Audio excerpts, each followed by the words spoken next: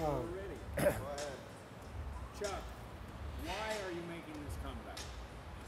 Well, this goes back to, we were at a charity event, me and Tito, and they asked us if we'd do a stare down photo. And I actually told him, I'm gonna post something, I'm gonna post this picture, okay? No problem. My wife posted it, put why not in a question mark. Had a few laughs, had a lot of comments, a lot of stuff, no big deal. But then Tito starts running his mouth.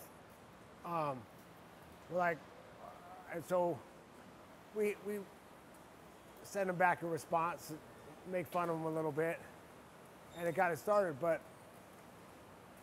And that's what kind of got the ball rolling. But it's one of those things like I wasn't finished. When I left the sport, I just changed my training. I was doing things different. I was starting to improve everything. Everything was getting better, and I just kind of ran into that. I made a couple mistakes in that fight, and kind of got pushed out. So I wasn't finished, and this got me started. It got me thinking. You know what? I'm gonna see if I can get back in shape. I'm gonna see how it feels, and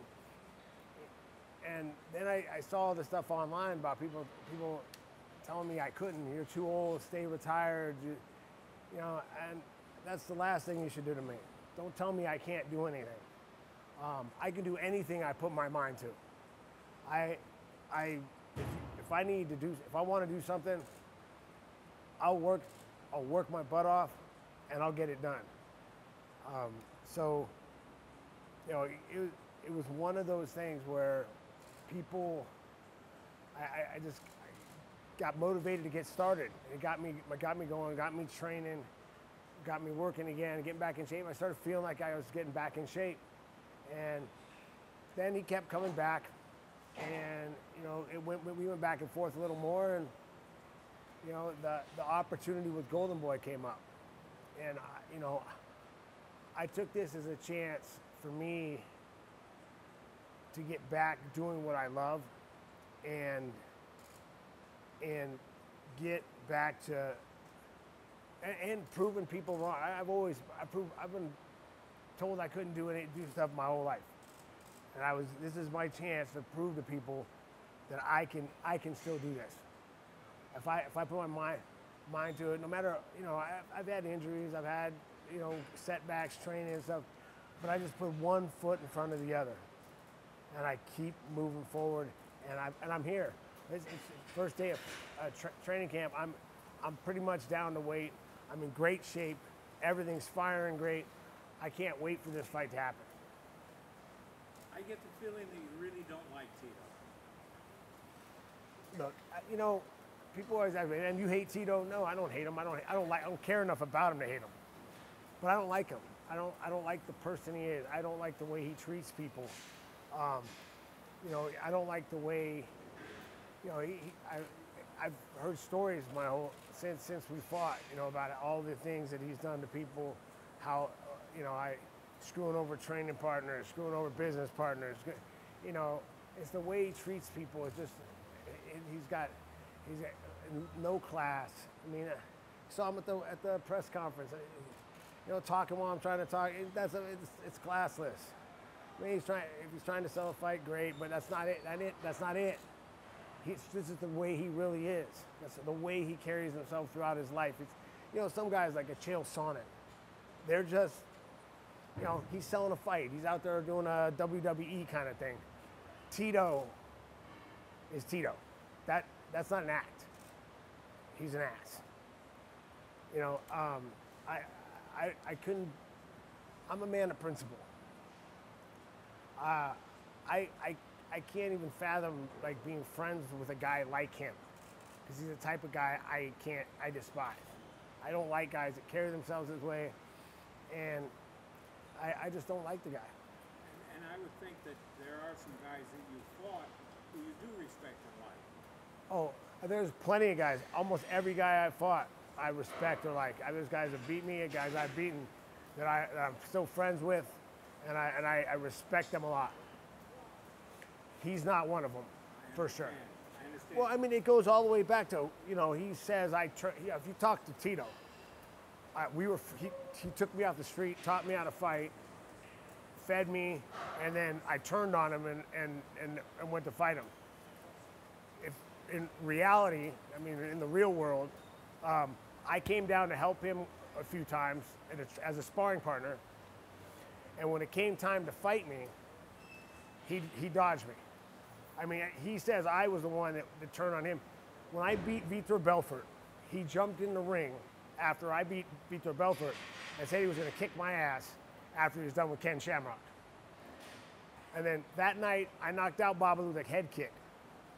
And then he beat Ken Shamrock, and they asked him, so you ready to fight Chuck Liddell? And he's like, I don't know, maybe, you know, some other time. You know, it was, we might have to fight in Pride, and then all of a sudden he wasn't interested in fighting me anymore. Well, that's understandable because you knocked him out twice, but now does he think you're washed up? You know, I think it's the funniest thing in the world, is Tito is trying to sell that I'm washed up and that's why he can beat me. But he wants to beat me to vindicate the 2 losses before. So why are you trying to sell that I'm washed up?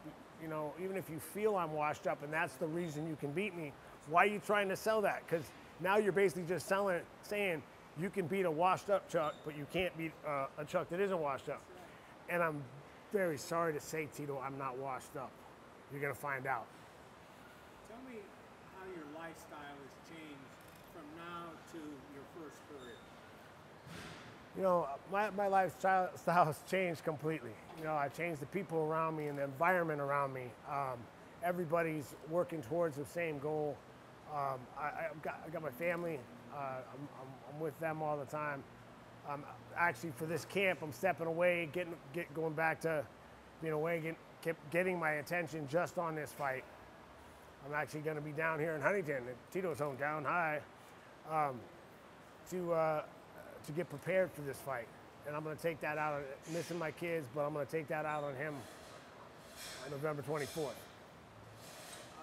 During these 8 years, did you miss the game?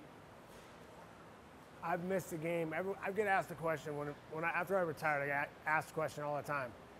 Man, you can't miss getting ready for fights. You can't miss this. You can't miss that. I said, you know what? I could never think of one thing about fighting I didn't miss. I miss everything about it. I like training. I like going to the gym every day. I like cutting weight, getting ready for a fight, because to me that means when I make weight, I get to fight the next day. And I love walking out of the ring, and I love fighting. I love trying to. What do you expect to weigh from this fight? What? What do you expect to weigh from this fight? I'll walk in the ring about 215, 216. We're weighing in at 206.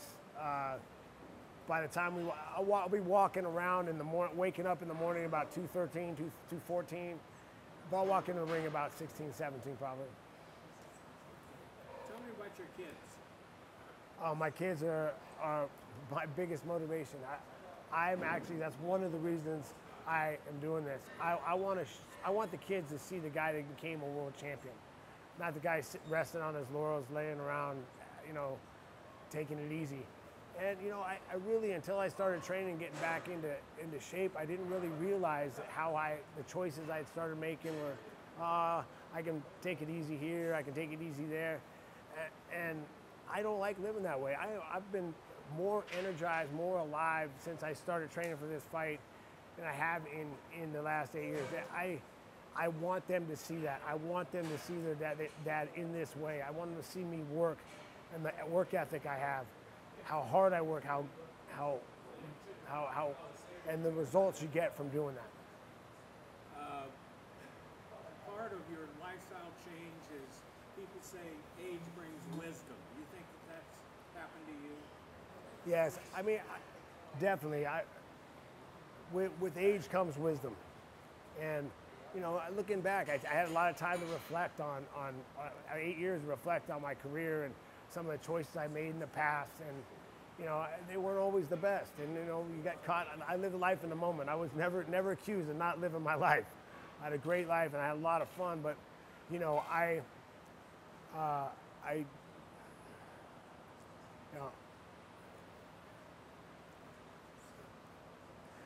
anyway, I had a lot of fun, but it was, not the best environment for fighting. It's not getting prepared for fights. I mean, I'm showing up to camp right now in shape, eating better than I've ate for years.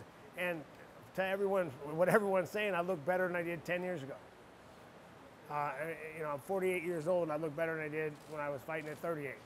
So that is a testament to the life I'm living now, the way I'm living my life now as opposed to how I was then. You credit your wife for some of that? I definitely credit my wife for a lot of that. I was twisting, making a lot of bad choices right after I retired, and she pulled me out of that, and she's been there for me ever since, and she pushes me, makes me want to be better, and makes me want to improve. It's hard to have someone. She has a hard position. She's one of the only people that can tell me what to do, or tell me. She's the only one willing to tell me what I do wrong. Like most people are, oh yeah, you're doing great. Like, they don't want to tell me what I'm doing wrong. She has no fear of telling me what I'm doing wrong. But she's the best. She's really helped me, and she's always trying to work on things that help and improve and make me better. I'm going to ask you a question now, but you got to promise not to hit me, okay? That shiner that you have, did your wife give you that shiner? I wish she did. It would have. No, I didn't give up my wife. One of my training partners poked me in the eye, but it's okay. It is what it is. It happens. We were actually just drilling. We weren't even sparring, believe it or not. And I'm like, well, guys, I'll fight. No, we were drilling. It was just a wrestling thing, and I caught a thing in the eye. It is what it is. Now that you're really getting intense in your training, how many hours a day do you think you'll be spending training and thinking about this fight? Okay. Here's the difference. Training and thinking. I like that you said that. Like if you talk to Tito, I remember back in the day when I was training with him, I was one of his training partners. I remember reading an article. He said he was training 8 hours a day, 6 days a week, I think he said. And I'm like, when?